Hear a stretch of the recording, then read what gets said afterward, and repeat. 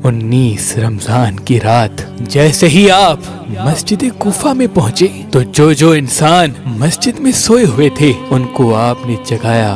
उनमें आपका कातिल अब्दुर्रहमान इब्ने मुलजिम भी था। उसने जैसे ही इमाम अली अलैहिस्सलाम को देखा तो इमाम अली अलैहिस्सलाम ने फरमाया, फजर के वक्त अल्लाह के घर में सोना अल्लाह को पसंद नहीं, उठो और अपने फैल को अंजाम दो। ये कह के आप महराब की तरफ रवाना हो गए और अजान देने लगे। आपकी आखिरी अजान जैसे ही कूफे की गलियों में गूंजी तो एक कोहराम बर्पा हो गया। हर कोई रोने लगा कि आज ही आसमान का रुख कुछ अजीब लग रहा है। इमाम अली अलैहिस्सलाम बाद अजान जैसे ही अल्लाह की इबादत के लिए मुसल्ले पे पहुंचे, क़याम किया, रुकू किया, सजदे में गए तो अब्दुर्रहमान इब्ने मुलजिम जो अपने साथ एक तलवार छुपा के आया था जो जहर में डूबी हुई थी, आप जैसे ही सजदे में गए तो उस मलऊन ने सजदे की हालत में आप पे वार कर दिया। जैसे ही आपके सर पे उस ज़र्ब का लगना था आपने फरमाया, फुस्तो बिरब्बिल काबा, काबे के रब की कसम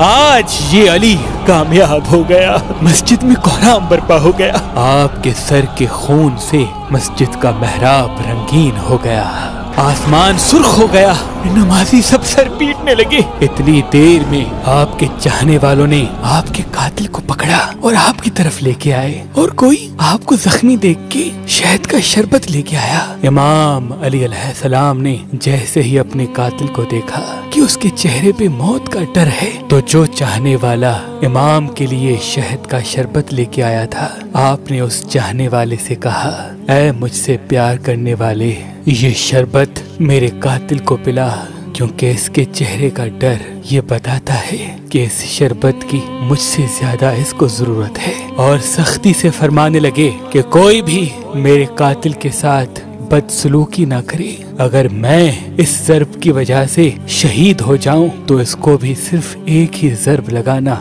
अगर एक ज़र्ब से ये बच जाए तो इसको आज़ाद कर देना। अगर उस एक ज़र्ब से ये मर जाए तो मेरे कातिल के जिस्म की बेहुरमती ना करना, इसके गुस्लो कफन का एहतमाम करना, इसके जिस्म के हिस्से न काटना, क्योंकि मैंने अल्लाह के रसूल से सुना कि अल्लाह ऐसे इंसान पे लानत करता है जो मरे हुए इंसान के जिस्म के हिस्से काट कर उसकी तौहीन करते हैं। फिर आप फरमाने लगे, हसन आओ नमाज पढ़ाओ। इमाम हसन अलैहिस्सलाम ने नमाज फजर पढ़ाई और फिर इमाम अली अलैहिस्सलाम को अपने घर की तरफ लेके जाने लगे। आपके मुकद्दस खून से आपकी सफेद दाढ़ी सुर्ख हो चुकी थी और जहर में डूबी हुई तलवार का जहर आपके जिस्म में फैलने लगा था। इमाम अली अलैहिस्सलाम जैसे ही अपने चाहने वालों के साथ अपने घर के करीब पहुँचे तो आपने फरमाया, अब्बास, हसन, हुसैन, मेरे चाहने वालों को कहो कि यहीं से वापस चले जाएं, क्योंकि मेरे ज़र्ब लगने की खबर मेरे घर पहले पहुंच चुकी है। मैं नहीं चाहता कि मेरे बेटियों के रोने की आवाज मेरे चाहने वालों के कानों तक पहुंचे। तमाम सालहीन को अपने अपने घरों के लिए वापस पलटाया गया। इमाम अली अलैहिस्सलाम जैसे ही घर पहुंचे तो बीबी ज़ैनब और उम्मे कुलसूम रोने लगी। घर में कोहराम बर्पा हो गया। आपने फरमाया, घबराओ नहीं, अल्लाह के हर फैसले में मसलिहत होती है। बस आप बिस्तरे बीमारी पे आए, तबीब ने देखा तो रो रो के फरमाने लगे कि इमाम अली अलैहिस्सलाम के जिस्म मुबारक में जहर फैल चुका है, जितना हो सके इमाम अली अलैहिस्सलाम को दूध पिलाएं। ये बात जैसे ही कूफे की गलियों तक पहुंची तो नन्हे नन्हे यतीम बच्चे अपने हाथों में दूध लिए इमाम अली अलैहिस्सलाम के दरवाजे तक पहुंचे और कहने लगे, या हसन, या हुसैन, हमारे इमाम को हमारे हिस्से का दूध पिलाएं। हम एक मर्तबा यतीम हो चुके हैं, दूसरी मर्तबा नहीं होना चाहते। आप बिस्तरे बीमारी पे भी मुसलसल अल्लाह का जिक्र करते रहे। जैसे ही 19 का दिन गुजरा और 20 रमजान की रात आई, आपने फरमाया कि अब मेरे हुजरे में कोई भी नहीं आए, क्योंकि इस दुनिया के जिन्नात मेरी ज़ियारत को आने हैं। जब 20 रमजान का दिन तुलू हुआ तो आपने फरमाया, हसन जाओ मेरे चाहने वालों को बुलाओ। जैसे ही आपके चाहने वाले आपके करीब पहुँचे वो देखें इमाम अली अलैहिस्सलाम का चेहरा मुबारक पूरे जिस्म में जहर फैलने की वजह से जर्द हो चुका है। आपने फरमाया, पूछो आज भी अली तुम्हारे साथ है। میں زمین کے رستوں سے زیادہ آسمانوں کے رستے جانتا ہوں، پوچھ لو، کیونکہ جب تم اپنی آنکھوں سے مجھے نہیں دیکھ پاؤ گے تو بار بار پچھتاؤ گے کہ کاش کچھ اور پوچھ لیتے۔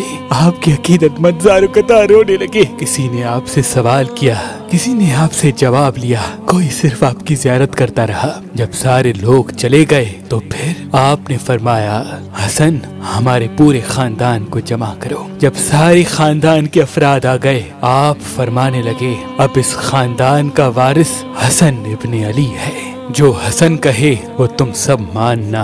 اور امام حسن سے فرمایا، اے میرے بیٹے حسن، اپنے نانا کی صلح حدیبیہ کو یاد رکھنا، جہاں تک ہو سکے انسانوں میں امن اور محبت کا خیال رکھنا تاکہ انسانوں کا خون نہ بہے۔ پھر آپ نے فرمایا، حسن و حسین، میری شہادت کے بعد میرے جنازے کی، میری قبر کی کسی کو خبر تک نہ دینا، میرا جنازہ اونٹنی پہ رکھ دینا، پیچھے سے حسن و حسین تم اٹھانا، آگے سے جبرائیل و میکائیل اٹھائیں گے، کیونکہ مجھے پتا ہے کہ اللہ کے دین کے دشمن میری شہادت کے بعد یہ چاہیں گے کہ اس علی کی قبر کو کھود کر علی کے جنازے کی توہین کریں۔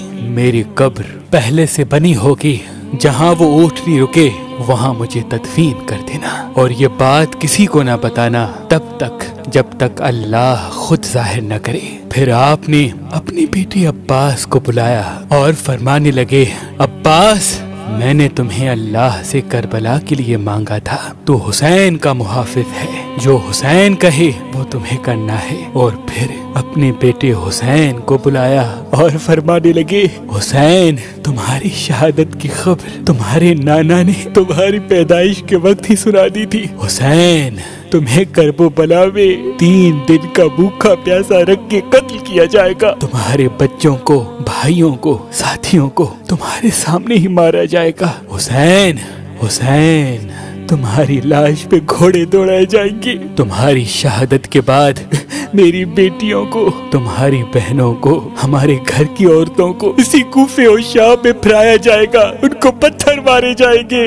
حسین، جب تمہارا آخری وقت ہو اور الوداع کہنے بیبیوں کے خیمے میں آؤ تو اپنی بہنوں کے بازو چوم کے یہ کہنا کہ بابا نے کہا تھا کہ اسلام کے لیے ہر غم سہنا اور اسلام کے پرچم کو ہمیشہ بلند رکھنا، ہر موڑ پہ اللہ کے رسول کی نبوت کی گواہی دینا۔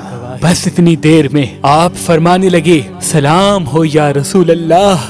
گھر میں کوہرام برپا ہو گیا، سب فرمانے لگے، یا علی، کیا ہمارے ساتھ رسول پاک ہیں؟ امام علی علیہ السلام نے فرمایا، ہاں، اللہ کے رسول اور تمہاری ماں فاطمہ الزہرا مجھے لینے آئے ہیں۔ یہ کہہ کے آپ نے اپنی مبارک آنکھیں بند کی اور گھر میں ماتم کی صدائیں بلند ہو گئی، اور یوں حسنین یتیم ہو گئے۔ آپ کی شہادت کے بعد آپ کی وصیت پہ عمل کرتے ہوئے آپ کے جنازے میں کسی کو بھی شریک نہیں کیا گیا۔